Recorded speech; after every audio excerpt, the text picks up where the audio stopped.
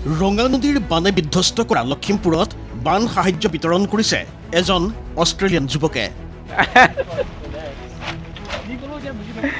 ৰাজপথত গীটাৰ বজাই গান গাই দুৰ্গত জনতাৰ মনৰ দুখ পাতলোৱাৰ চেষ্টা।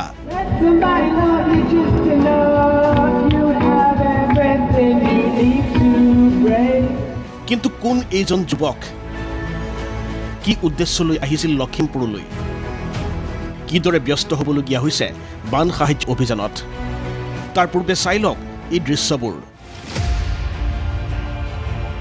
তিনপাত পাৰি তাৰ ওপৰত শুকাবলৈ দিয়া হৈছে পাঠ্যপুথি। যোৱা 6টা দিন নিপকু সৃষ্ট বানে জুৰুলা কৰা লখিমপুৰবাসীয়ে কিছু সকাহ পাইছে বৃহস্পতিবাৰৰ দিনটোৰ পৰা। কাৰণ আমতলাত মথাউৰি ছিগাৰ ফলত যিবোৰ গাঁৱত পানী সোমাইছিল, মুখ্যমন্ত্ৰীৰ নিৰ্দেশত অন্য এটা মথাউৰি কাটি সেই পানীৰ নিষ্কাশনৰ ব্যৱস্থা কৰাত গাঁওবোৰত পানী কমিছে বৰষুণো।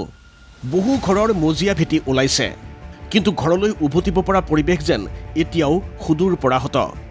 তাকেই কৈছে বিগত 6 দিন ধৰি মথাউৰিৰ আশ্ৰয় শিবিৰত আশ্ৰয় লৈ থকাসকলে। নোৱাৰে তাত থাকিব, মানে চব খানি তাত বিচনা পত্ৰ চৌকেছ গড্ৰেজ চব পুতি থৈ দিছে, কাপোৰ কানি এইবোৰ চব এতিয়া কোৰ মাৰি উলিয়াই বোকা গাই উলিয়াই আহিছে। নৈপৰীয়া মানুহবোৰৰ বেছিভাগেই এনেও আৰ্থিক দিশত এবুৰি সমস্যাৰে ভাৰাক্ৰান্ত। জীৱন সংগ্ৰামৰ শেষ নাই। তাৰ মাজতে কোনোমতে যো-জা চলাইছিল সপোনৰ এখন ঘৰ সজাৰ। শুনক এইগৰাকী দুৰ্ভগীয়া মহিলাৰ কাহিনী। একো বস্তুৱে উলিয়াব নোৱাৰা হলো। প্ৰায় ঘৰ পকা ঘৰটো বনাই থকা আছে দেখিছে। বা কেঁচা ঘৰটোত মোৰ টিং আনি থোৱা আছিলে 40,000 পইচা টিং, চিমেণ্ট আনি থোৱা আছিলে 10 বেগ, বালি এগাড়ী আছিলে মোৰ পকা ঘৰটোৰ ভিতৰত এটা ৰুম ফ্ল' কৰি থোৱা আছিলে, তাত ভৰাই থোৱা আছিলে। ঘৰ বনাইছো সেইটো মানে একোৱে নাই। এইটো ভেটিত 35,000 টকা মাটি পেলাইছো মই। 35,000 এতিয়া মাটিওতো বাদেই দিয়ক, ফ্ল' কৰা ৰুমটোও খান্দি লৈ গুচি গ'ল।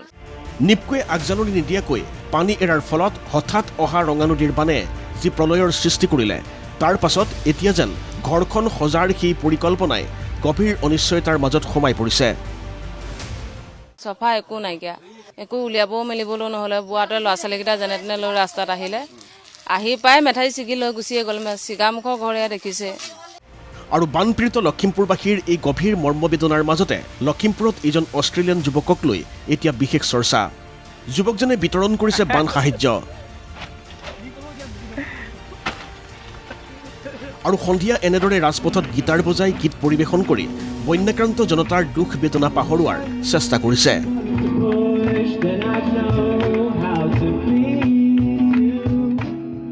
জন নামৰ এই যুৱকজন আহিছিল স্থানীয় এক গ্ৰাম্য প্ৰকল্প দৰ্শন কৰিবলৈ। ক'লে বান বিভীষিকা দেখাৰ অভিজ্ঞতাৰ কথা। But what I see here is a community that's completely devastated because it's cut off. So the main access road here behind us is completely washed away, which is restricting the ability to get in anything to help, whether it's resources or food and water. নিজ দেশতো বান হয় বুলি কৈ তেওঁ ক'লে লখিমপুৰৰ এই বান অধিক ভয়াৱহ। I think in Australia, the population density is a lot lower in Australia, so less people are affected, but we still do have big floods there, yeah. আৰু তাৰেই বাস্তৱতা এতিয়াও স্পষ্ট হৈ পৰিছে মথাউৰি ছিগা আমতলাৰ বিভিন্ন স্থানত। বহু হাইস্কুল শিক্ষান্ত পৰীক্ষাৰ্থীৰ কিতাপ পত্ৰ সমূলি ধ্বংস কৰিলে ৰঙা নদীৰ বানে। অলপ গ'ল, অলপ কেইখনমান থাকিলেগে আৰু বাকী বিশেষ একো নাই। এতিয়া পঢ়া শুনা কৰিবৰ কাৰণে কিতাপ পত্ৰ কম আছে, বেছি নাই। একোৱে নাপালোঁ, লৈ গুচি গ'ল গোটেই। আৰু মথাউৰিত এতিয়াও হাহাকাৰ অৱস্থা।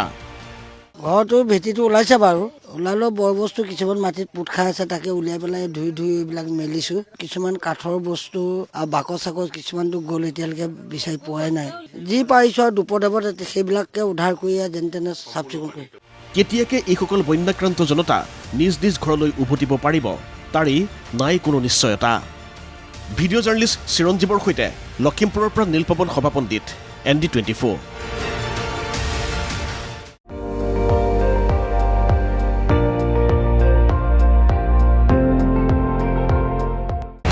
আপুনি চাই আছে ND24, সৰ্বশ্ৰেষ্ঠ নহয় সৰ্বোত্তমৰ দৌৰ।